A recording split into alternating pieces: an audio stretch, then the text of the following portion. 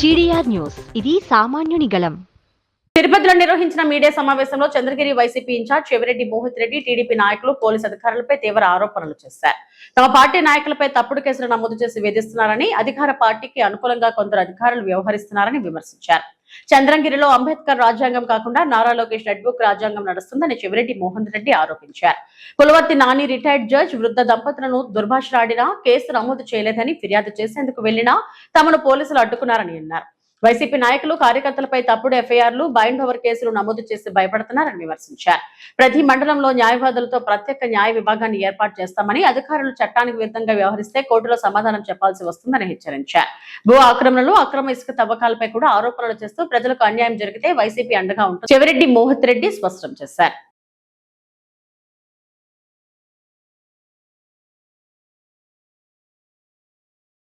ఇప్పుడు మా కార్యకర్తలు ఏ ఒక్కరిని చేయవద్దాం, చివరి వరకు మేము చేయబెట్టుకొని మా కార్యకర్తల కోసం మేము నిలబడతామని తెలియజేస్తున్నాం.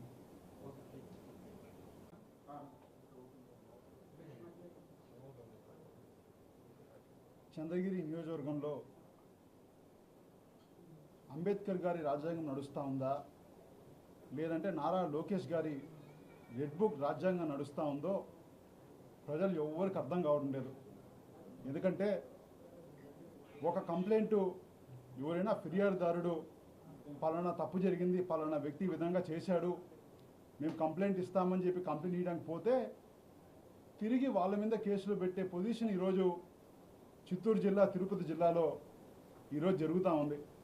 దానికి ఉదాహరణ పులివర్తి నాని గారు ఎంత దుర్భాషలు, ఎంత నీచంగా ఒక రిటైర్డ్ జడ్జు, 28 ఏళ్ళు ఆయన జడ్జు సర్వీసులు చేసి రిటైర్డ్ అయిన జడ్జు, అదేవిధంగా వృద్ధ దంపతులు 85-86 ఏళ్ల వయసున్న వృద్ధ దంపతులు, అదేవిధంగా మాజీ శాసనసభ్యులు, చంద్రగిరిలో 2 సార్లు గెలిచిన మాజీ శాసనసభ్యులు మా కుటుంబాన్ని నానా మాటలు తిడితే ఇది తప్పు, ఈ విధంగా తిట్టకూడదు, ఇలాంటి ఎమ్మెల్యేకి బుద్ధి చెప్పాలి, మీరు ఎఫ్ఐఆర్ చేయమని చెప్పి ఎస్పీ గారి ఆఫీస్కి సోమవారం ఫిర్యాదు చేయడానికి, గ్రీవియన్స్ డే అప్పుడు ఫిర్యాదు చేయడానికి పోతే మమ్మల్ని అక్కడ అడ్డుకొని 4-5 గంటలు ఫిర్యాదు చేసి రోడ్డు మీద మీరు అడిచేసి పోండి, మేము చూసుకుంటామని చెప్పి మమ్మల్ని అవమానించి అక్కడి నుంచి అడిషనల్ ఎస్పీ రఘుమానాచారి గారు మమ్మల్ని అక్కడి నుంచి పంపిస్తే ఆ పేపర్లు చించి అక్కడే పడేసి మేము రావడం జరిగింది.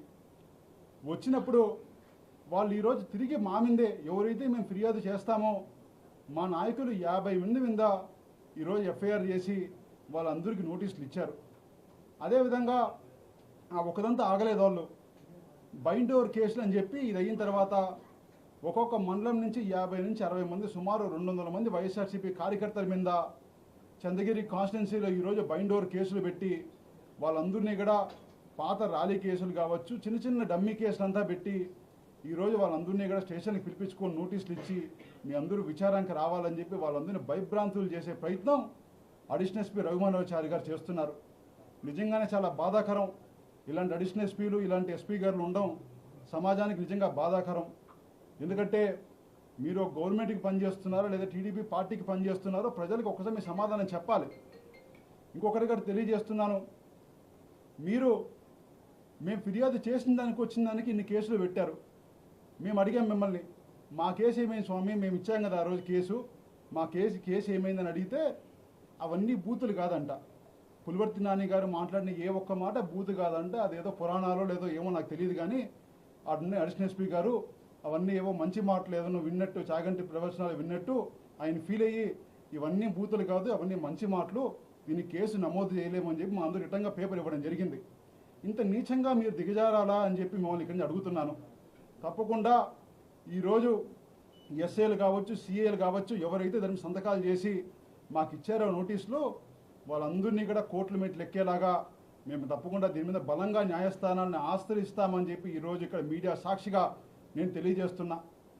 ఇదొక్కటే కాదు, మమ్మల్ని ఒక 200 మందిని చంద్రగిరి కాన్స్టిట్యున్సీలో లోకల్ బాడీస్లో ఇంకోటిలో భయభ్రాంతులు చేయాలని చెప్పి పోలీసు వ్యవస్థ మీద భుజాలు పెట్టి గన్ను కాల్చే ప్రయత్నం ఎమ్మెల్యే గారు చేస్తూ ఉంటే, వాళ్ళ భుజాలు ఇచ్చే ప్రయత్నం ఈరోజు పోలీసు వ్యవస్థ చేస్తూ ఉంటే తప్పకుండా ఆ పోలీసు వ్యవస్థ ఎవరైతే అందరూ అని చెప్పను, ఎవరైతే కొంతమంది అధికారులు టీడీపీకి తొత్తు కాస్తారో వాళ్ళందరినీ న్యాయస్థానం ముందు నిలబెట్టేలాగా న్యాయ పోరాటం ఎలా ఉంటుందో చూపించేలాగా మేము కూడా ఈ రోజు నుంచి ప్రయత్నిస్తాము, ఈ రోజు నుంచి చూపిస్తామని కూడా తెలియజేస్తున్నా. అందుకోసం చంద్రగిరి కాన్స్టిట్యున్సీలో ఒక్కొక్క మండలానికి ఒక న్యాయ డివిజన్ అని చెప్పి ఒక 3 నుంచి 4 మంది మన సీనియర్ న్యాయవాదులు ఎవరిని వాళ్ళందరినీ మేము నియమించేలాగా ప్రయత్నం చేస్తున్నాం. చంద్రగిరి కాన్స్టిట్యున్సీలో కూడా ఒక న్యాయ డివిజన్ని ఒకటి మేము నియమిస్తున్నాం. దీని ద్వారా ఎక్కడైతే ఫిర్యాదులు వస్తాయో అవన్నీ కూడా ఫిర్యాదులు మేము అన్నీ తీసుకొని ఎవరైతే పోలీసు అధికారులు తప్పు చేస్తారో, అవినీతి చేస్తారో, లేదంటే ఈ విధంగా తప్పుడు కేసులు పెడతారో వాళ్ళందరి మీద సివిసికి కావచ్చు, ఇన్కమ్ ట్యాక్స్ బినామీ యాక్ట్కి కావచ్చు, అదేవిధంగా వాళ్ళు చేసే కార్యక్రమాలు ఏసీబీకి కావచ్చు, విజిలెన్స్కి కావచ్చు, లోకాయుక్తకి కావచ్చు, గవర్నర్కి కావచ్చు, ప్రైమ్ మినిస్టర్కి కావచ్చు, మాకున్న ప్రతి ఒక్క ఛానల్, హ్యూమన్ రైట్స్కి కావచ్చు, మాకు అందుబాటులో ఉండే ప్రతి ఛానల్లో ప్రతి ఒక్క మాకు అవకాశం ఉన్న ప్రతి చోట వాళ్ళ మీద ఫిర్యాదు చేస్తాం. వాళ్ళు అనుకోవచ్చు ఫిర్యాదులే కదా అని చెప్పి, ఎక్కడైనా ఒక్క చోట మీ మీద ఎఫ్ఐఆర్ నమోదైనా కూడా ఈరోజు తెలియజేస్తున్నా, మా మీద మీరు పెట్టే కేసులు తప్పుడు కేసులు. మా నాన్నగారి మీద 78 కేసులు పెట్టారు.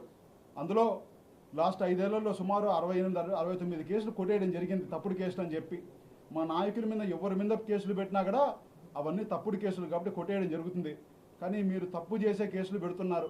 మీరు ఒక పార్టీకి తొత్తుగా వస్తున్నారు కాబట్టి మీ మీద ఒక్క ఎఫ్ఐఆర్ నమోదైనా కూడా పోలీస్ వ్యవస్థకు చెప్తున్నాను, ప్రమోషన్స్ కావచ్చు, మీరు రిటైర్డ్ అయినా కూడా మీకు దాని పరివంశాలు మీరు ఖచ్చితంగా అనుభవిస్తారని చెప్పి ఇక్కడ నేను తెలియజేస్తున్నా. అదేవిధంగా మరొకరి కూడా తెలియజేస్తున్నా, కొంతమంది అనుకోవచ్చు నాయకులు, టీడీపీ నాయకులు పుల్లూరు నాని గారు కేసులు పెట్టి ఇంకోటి పెట్టి మేము భయభ్రాంతులు చేస్తే మాకు వైఎస్ఆర్సీపీ క్యాడరు టీము కొంత వెనక్కి ఒక అడుగు అట్లా ముందుకు ఆలోచిస్తారా అని చెప్పి ఈరోజు తెలియజేస్తున్నా. వైఎస్ఆర్సీపీ పార్టీ పుట్టిందే పోరాటాల పార్టీ. పోరాటాలతో జగనన్ని 16 నెలలు అక్రమంగా అరెస్ట్ చేస్తేనే ఆ రోజు వైఎస్ఆర్సీపీ పార్టీ ప్రతిపక్షానికి వచ్చింది. ఆ రోజు మీరు చేసిన తప్పులు ప్రశ్నిస్తేనే మేము ఆ రోజు ప్రజల్లోకి పోయాము. ఈరోజు కొత్తగా మీరు మా మీద కేసులు పెట్టి మా మీద ఏదైనా పెడతామంటే భయపడతామంటే అది మీ అమాయకత్వం అని చెప్పి ఇక్కడిని తెలియజేస్తున్నా. దానికోసం మేమందరం కూడా పోరాటాలకు సిద్ధం. మీరు కేసులు కాదు, రేపు ఎంతమంది అరెస్ట్ చేసినా కూడా మేము కూడా సిద్ధంగానే ఉన్నాం. జైలుకి పోయినా కూడా మేము ఎక్కడ ఒక్క అడుగు కూడా వెనకబోం. మా పోరాటాలు అయితే ఎక్కడ ఆపం. ప్రజల కోసం ఎప్పుడూ పోరాడతామని ఇక్కడ తెలియజేస్తున్నా. చంద్రగిరి కాన్స్టిట్యున్సీలో కూడా తెలియజేస్తున్నాను ప్రజలందరికీ కూడా. ఈరోజు ఒక భూ బకాసురు పులివర్తి నాని గారు ఈరోజు తయారయ్యారు. ఎక్కడ ల్యాండ్స్ ఉంటే అక్కడ ల్యాండ్స్ నా ల్యాండ్ అని చెప్పి వాళ్ళ బినామీలతో, వాళ్ళ బంధువులతో, వాళ్ళ ఫ్రెండ్స్తో జీపీఎల్ చేసుకొని మరీ అమ్మేసే ప్రయత్నం చేస్తున్నారు. ఇవన్నీ కూడా ప్రశ్నించే మాలాంటి నాయకుల మీద, మాలాంటి అపోజిషన్స్ మీద, అదేవిధంగా గౌరవ రిటైర్డ్ జడ్జిల మీద, అదేవిధంగా వృద్ధుల మీద ఈ విధంగా కేసులు బనాయిస్తున్నారు. మీరు కూడా దయచేసి చంద్రగిరి ప్రజలు అర్థం చేసుకోవాలి. ఎక్కడైతే మీ భూములు ఉన్నాయో అప్పుడప్పుడు చెక్ చేసుకుంటూ ఉండండి. ఎప్పుడు ఏ ల్యాండు మన ఎమ్మెల్యే గారికి ఇంట్రెస్ట్ అవుతుందో, ఎప్పుడు ఏ ల్యాండ్ కబ్జా చేయాలని ఆలోచన వస్తుందో ప్రజలు ఎవరికి తెలియదు. అలాంటివి ఏమైనా ఉంటే మా దృష్టికి తీసుకువస్తే మేము మీ వెంట నిలబడి మీకోసం పోరాడతామని తెలియజేస్తున్నాం. మేము మా నాయకులు అందరి మీద కేసులు, ఎన్ని కేసులు ఉన్నా కూడా మేము ఎవ్వరం భయపడే క్వశ్చనే లేదు. ఇంకా మీరు కేసులు పెడితే మాలో ఇంకా మేము ధైర్యంగా మా జగనన్న స్ఫూర్తితో 100 రెట్లు ముందుకు వెళ్తామని తెలియజేస్తున్నా. అదేవిధంగా ఈ ప్రెస్ మీట్ ఇక్కడ ముఖ్య కారణం ఏంటంటే పోలీస్ అధికారులకు కావచ్చు, అదేవిధంగా ఈ విధంగా టీడీపీ పార్టీకి తొత్తులుగా నిర్వహించే కొంతమంది రెవెన్యూ అధికారులకు కావచ్చు, మన తిరుపతి రూరల్లో ఉండే కొంతమంది రెవెన్యూ అధికారులు కావచ్చు, జిల్లా రెవెన్యూ అధికారులు కావచ్చు, అందరికీ తెలియజేస్తున్న న్యాయ పోరాటం ఎలా ఉంటుందో చంద్రగిరి కాన్స్టిట్యున్సీ నుంచి మీ అందరికీ చూపిస్తామని చెప్పి ఈరోజు మీకు తెలియజేస్తున్నా. లాస్ట్ 2 ఏళ్ళుగా చాలాసార్లు మేము స్టార్ట్ చేయాలన్నా కూడా ఇప్పుడే గవర్నమెంట్ వచ్చింది, 2-3 రోజులు మారుతారేమో, వీళ్ళు అర్థం చేసుకుంటారేమో అని చెప్పి ఒక 4-5 సార్లు మేము ఆలోచన జరిగింది. మీరు ఒక పార్టీకి తొత్తులుగా ఒక పార్టీని సంతృప్తిపరచడానికి ఎంత దూరమైనా మేము వెళ్తామని చెప్పి మీరు వెళ్తే ప్రజల కోసం పోరాడే బాధ్యత మాకుంది. వాళ్ళ కోసం న్యాయ పోరాటం చేస్తాం. ఎవరైతే తప్పులు చేస్తారో వాళ్ళందరినీ చట్టాన్ని ముందర ఖచ్చితంగా నిలబెడతాం. గవర్నమెంట్ వచ్చినాక మాత్రం ఒక స్థాయికి మించి తప్పు చేసిన అందరినీ కూడా జైలుకి పంపించే కార్యక్రమం కూడా చేస్తామని తెలియజేస్తున్నా. ప్రజలందరికీ చంద్రగిరి కాన్స్టిట్యున్సీలో వైఎస్ఆర్సీపీ ఎప్పుడు తోడుగా ఉంటుందని తెలియజేస్తూ మరొకసారి ఇక్కడ వచ్చిన పాతికేయ మిత్రులు పేరు ధన్యవాదాలు తెలియజేస్తున్నా. Thank you. రిటైర్డ్ జడ్జి గారి మీద రెక్కి నిర్వహించడం జరిగింది. పులివర్తి నాని గారికి అది కొత్త ఏం కాదు. లాస్ట్ 2018లో మా మీద రెక్కి నిర్వహించి ఒక 2 మంది ఒక డ్రైవర్ని పెట్టి వాళ్ళిద్దరూ కూడా ఆల్మోస్ట్ 6-7 నెలలు మా దగ్గర పెట్టి మేము ఎక్కడికి పోతున్నాం, ఎక్కడికి వస్తున్నాం, ఎవరేం చేస్తున్నారు, వాళ్ళ రూట్స్ ఏంది, ఎక్కడ పోతే మాకు సేఫ్టీ తక్కువ ఉంటుంది, ఇవన్నీ చేస్తే మాకు ఇన్ఫర్మేషన్ వస్తే వాళ్ళని గట్టిగా ప్రశ్నిస్తే వాళ్ళు నిజం ఒప్పుకొని వీడియోలో కూడా వాళ్ళు నిజం ఒప్పుకోవడం జరిగింది. వాళ్ళ మీద ఎఫ్ఐఆర్ కూడా చేశారు. ఈ సంస్కృతి చిత్తూరులో కొంతమంది చేసే సంస్కృతి పులివర్తి నాని గారికి ఉంది కాబట్టి ఈరోజు ఎక్కడ ఇలాంటి జరిగినా కూడా పులివర్తి నాని గారు చేస్తున్నారని ఒక బలమైన అనుమానం ఈరోజు అందరూ కలుగుతూ ఉంది. నిజంగానే వాళ్ళు అధికారం ఉంది కాబట్టి మేనేజ్ చేసుకోవచ్చు. రేపు మాత్రం ఇలాంటి రెక్కీలు ఎవరు చేశారో ఏం చేశారో డీటెయిల్స్ అంతా కూడా చట్టపరంగా అవన్నీ నిజాలు బయటకు వచ్చేలాగా మేము కూడా ప్రయత్నిస్తామని తెలియజేస్తున్నాం. ఒక న్యాయ డివిజన్ ఎవరైతే లాయర్లు ఉంటారో వైఎస్ఆర్సీపీకి అనుకూలమైన మా టీం ఎవరైతే ఉంటారో వాళ్ళందరినీ కూడా ఒక కమిటీగా వేయడం జరుగుతుంది. కాన్స్టిట్యున్సీలో కమిటీగా వేయడం జరుగుతుంది. ఎవరైతే పోలీసు అధికారులు కావచ్చు, రెవెన్యూ అధికారులు కావచ్చు, ఇంకోరు కావచ్చు, టీడీపీ అంటే అధికారులు ఎవరైతే ప్రభుత్వ అధికారులు కావచ్చు, వాళ్ళు ఎక్కడైతే టీడీపీ పార్టీకి తొత్తుగాస్తారో, ఎక్కడైతే ప్రజల్ని ఇబ్బంది పెట్టి వాళ్ళందరూ కూడా స్వలాభం కోసం ప్రజల్ని పీడిస్తారో వాళ్ళందరి మీద మాకున్న ప్లాట్ఫామ్స్ అన్నింటిలో కూడా వాళ్ళ మీద కేసులు వేయడం జరుగుతుంది. ఈ కేసులన్నీ కూడా ఖచ్చితంగా అవన్నీ రికార్డు ఉంటాయి, అవన్నీ రిజిస్టర్ పోస్ట్ చేస్తాం, రికార్డు ఉంటాయి. ఈరోజు 1-2 పోలీస్ స్టేషన్లు మీరు కట్టకపోయినా పై నుంచి కూడా 1-2 కేసులు ఖచ్చితంగా ఎఫ్ఐఆర్లు అవుతాయి. ఒకవేళ అది కాకపోయినా కూడా ఇంక 2.5 ఏళ్ళ టైం ఉంది. మీరు ఎప్పుడో 2019లో జరిగినవి ఇప్పుడు కేసులు పెట్టి అరెస్టులు చేస్తున్నారు. మీరు చేసిన సంస్కృతి మళ్ళీ మీకు తిరిగి వస్తుందని కూడా మీకు తెలియజేస్తున్నాను. ప్రజల కోసమే ఈ న్యాయ డివిజన్ మెయిన్గా ఉంటుందన్న. ఎందుకంటే వాళ్ళు ప్రజల భూములే ఆక్రమిస్తున్నారు. ఈరోజు ఆ వృద్ధ దంపతులు కూడా మనం కనుక్కుంటున్నాను, వాళ్ళు వైఎస్ఆర్సీపీకి సంబంధించిన వాళ్ళు కాదు, వాళ్ళ అల్లుడు టీడీపీకి నిలబడినోడు, అయినా కూడా మేము నిలబడి వాళ్ళ వెంట పోరాడడం జరిగింది. అదేవిధంగా గురప్ప నాయుడు గారికి వెంట కూడా మేము పోరాడడం జరిగింది. మాకు ఒక పార్టీ అనే కాదు, ప్రజలకు అన్యాయం జరిగితే వైఎస్ఆర్సీపీ పార్టీ నిలబడతామని తెలియజేస్తున్నాం. ఎస్ఐఆర్లో మా అబ్జెక్షన్స్ అంతగా రేస్ చేయడం జరిగింది. అధికారులందరూ కూడా మేము మా అబ్జెక్షన్స్ అన్ని చెప్పడం జరిగింది. ఎక్కడైనా 1-2 చోట్ల తప్పులు జరిగితే తప్పకుండా దాని మీద మేము పోరాటం కూడా సిద్ధమవుతాం. వాళ్ళందరి మీద కూడా మేము అన్ని విధాల కంప్లైంట్స్ ఇచ్చేలాగా మేము రెడీ చేస్తున్నాం.